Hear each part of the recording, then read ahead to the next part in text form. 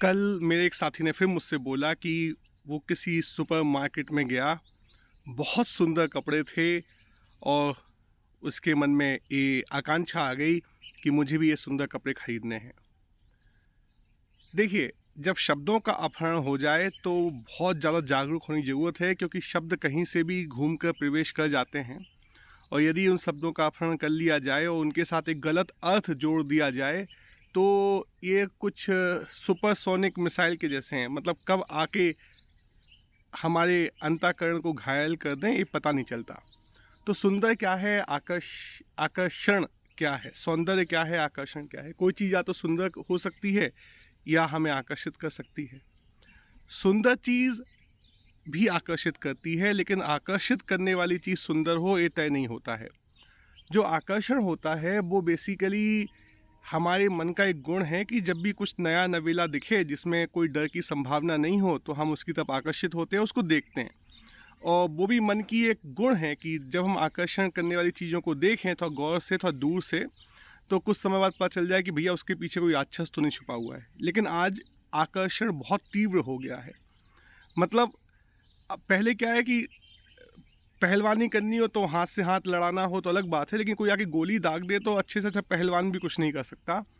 तो कुछ उसी तरीके से आकर्षण हो गया है आजकल। वो इतना तीव्र हो गया है कि कहीं दूर से, हज़ारों कोसों दूर से भी कोई आदमी टीवी में एडवर्टाइज़मेंट करके या जो भी आपके संचार तंत्र हैं, उससे हमें आकर्षित करके सीधे गोली दाग सकता है अंतःकरण पे, और अच्छे से अच्छा पहलवान कुछ नहीं कर सकता।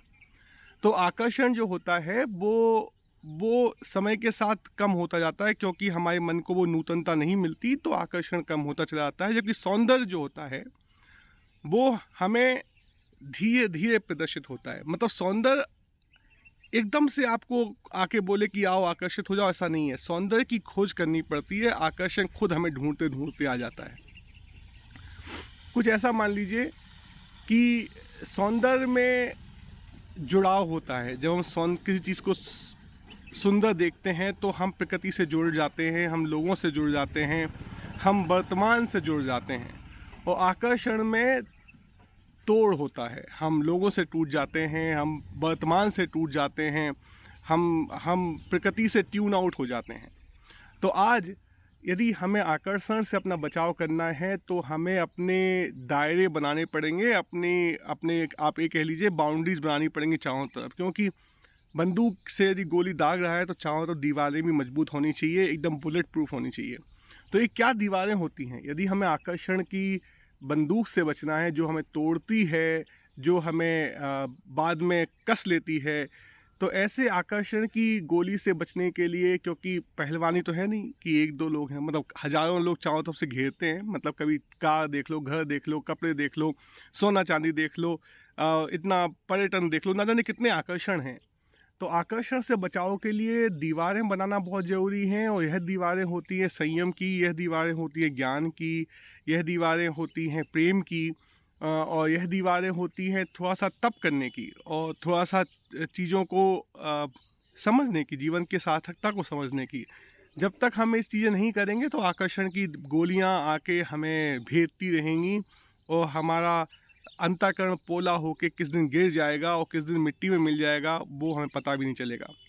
सौंदर्य के लिए ढूंढने के लिए दायरे तोड़ने पड़ते हैं। ये कौन से दायरे होते हैं? सामाजिक दायरे होते हैं कि भाई किसी ने ये मान्यता है, किसी की वो मान्यता है। तो जो मान्यता हम पे थोपी गई हैं, उन मान्यताओं को तोड़ के बाहर निकल के ही सौंदर्य का दर्शन होता है। तो बड़ी विकट समस्या है मानव के लिए। कुछ दायरे खड़े करने हैं, कुछ बाउंड्रीज बनानी है बुलेट प्रूफ, और कुछ कंक्रीट की दीवारें तोड़नी है।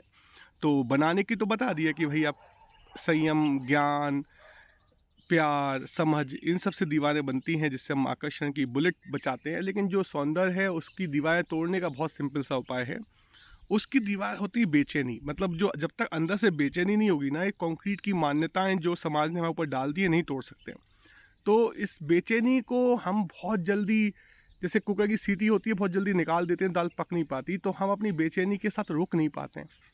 बेचैनी होती है, और उस बेचैनी के साथ यदि हम रुक जाएं तो बेचैनी तीव्रता हो जाएगी, उसमें तीव्रता आ जाएगी, और तीव्रता जब बढ़ जाएगी अंदर से तो हम वो दायरे तोड़ देंगे। तो बेचैनी को बहुत जल्दी फिजल आउट नहीं होने दें। यदि बेचैनी हो तो उस बेचैनी को देख के उस बेचैनी को और बढ़ा दें। मतलब बेचैनी होने पर टीवी देख ली, किताब पढ़ ली, किसी दोस्त से बात कर ली, इनसे बेचैनी बढ़ती नहीं है, इनसे बेचैनी फिज़ल आउट हो जाती है, उसका बल कम हो जाता है। तो बेचैन होने के लिए थोड़ा-सा बैठना ज़रूरी है, थोड़ा-सा थमना ज़रूरी है, थोड़ा-सा उस बेचैनी को देखना ज़रूरी है। और जैसे ही हम वो बेचैनी देखेंगे, हम उसको अपने ध्यान से पोषित करेंगे, उसका बल बढ़ जाएगा, हम एक कंक्रीट की मान्यताएँ तोड़ पाएँगे और सौंदर्य को खोज पाएँगे। सौंदर्य सब चीज़ में है। यदि आप मूल रूप से देखें तो सौंदर्य हर चीज़ में है। आकर्षण एक भ्रम है जो समाज की भीड़ आपस में बात करके बनाती है। कहीं पे गोरा आकर्षित होता है, कहीं पे ब्लैक कलर और कुछ पर्टिकुलर फीचर्स को हम आकर्षण मानते हैं। मतलब कहीं पे छोटी नाक को आकर्षण मानते हैं, कहीं पे लंबी नाक को आकर्षण मानते हैं। तो आकर्षण एक भ्रम है, लेकिन सौंदर्य एक सत्य है।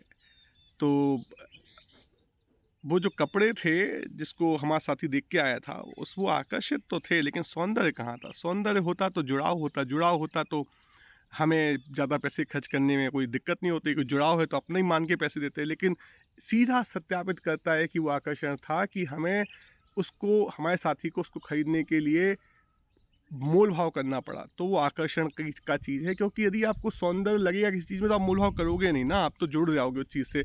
जो व्यक्ति आपको सौंदर्य वाली वस्तु दिखा रहा है, वो सब जुड़ जाओगे, अपना सब कुछ निछावर करने के लिए आतुर हो जाओगे।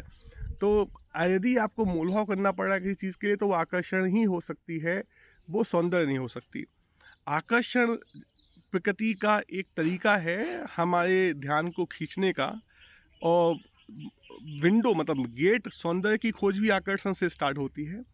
और बदसूरतता की खोज, जिससे हमें हटना है, जिससे हमें घिन आनी चाहिए, वो भी आकर्षण से स्टार्ट होती है। तो बड़ी विकट समस्या है। तो जब भी कोई चीज़ नेक्स्ट टाइम आकर्षित करे तो थोड़ा थम जाओ, क्योंकि प्रकृति में हर चीज़, रावण भी साधु बन के आता है। तो कहने का मतलब, जब भी कोई चीज़ हमें आकर्षित करे तो बहुत जल्दी अपने इम्पल्सेस पे एक्ट नहीं करना चाहिए, थोड़ा सा थम के देखना चाहिए। और यदि उस थमने से हमें उस चीज़ की ललक बढ़ती जाए, हमें लगे कि वो हमें कई लोगों से जोड़ रही है, हमारे मापतोल वाले दिमाग को ठंडा कर रही है, तो वो सौंदर्य की तरफ जा रहा है वो आकर्षण।